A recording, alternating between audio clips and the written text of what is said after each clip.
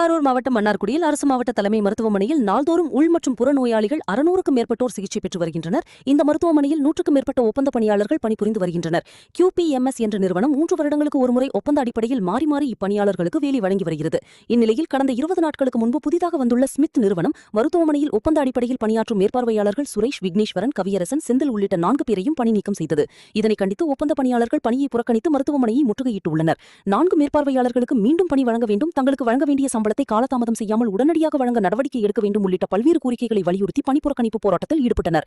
அப்போது போராட்டக்காரர்களிடம் பேச்சுவார்த்தையில் ஈடுபட்ட மருத்துவ கண்காணிப்பாளர்கள் மற்றும் ஸ்மித் நிறுவனம் பணி நீக்கம் செய்யப்பட்ட 4 பேரும் பணியில் தொடரலாம் என உத்தரவாதம் அளித்த பின்பு போராட்டம் கைவிடப்பட்டது. பின்னர் ஒப்பந்த பணியாளர்கள் பணிக்கு சென்றனர்.